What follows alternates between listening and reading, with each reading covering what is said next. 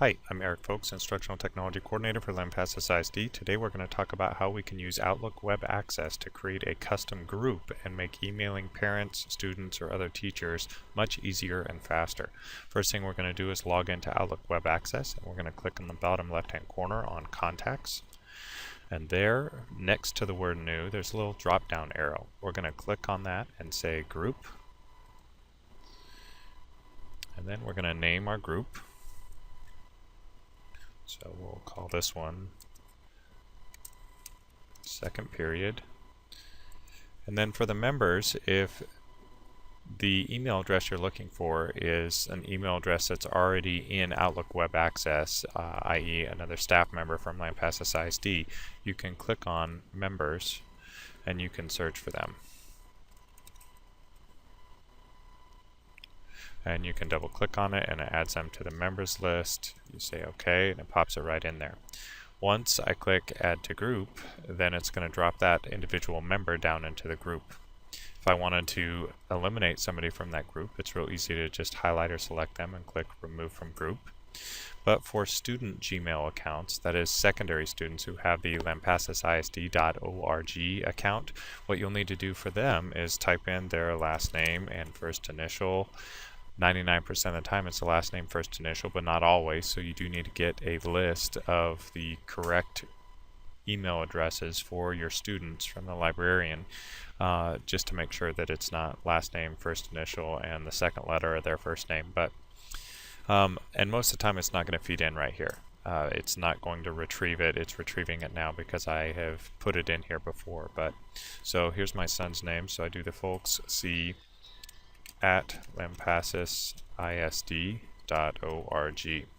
So what I can do is type in at lampasasisd.org over and over and over again for a really long list and a lot of waste of time, but a much better idea is to highlight that, right click and copy it, so that after you put that first student in there and it's time to put in another student,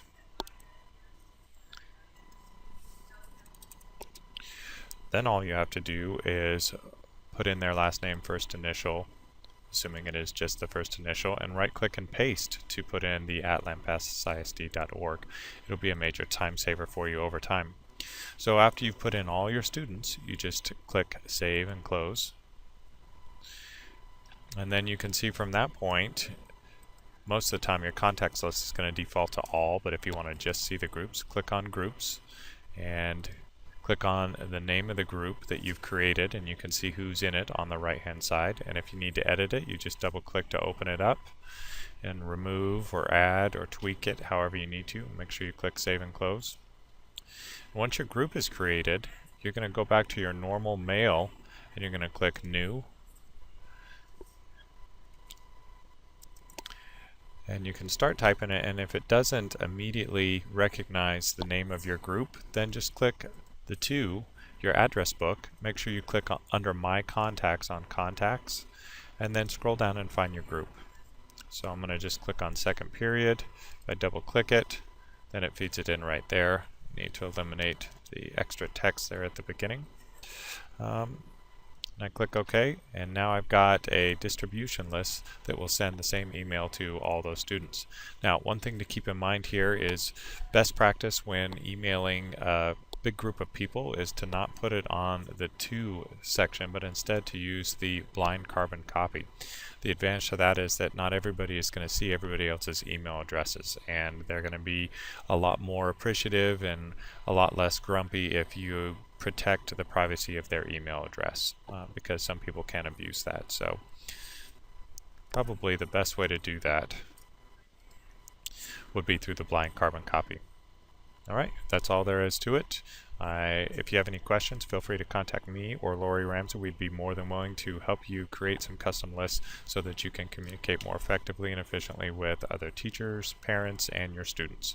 Thank you.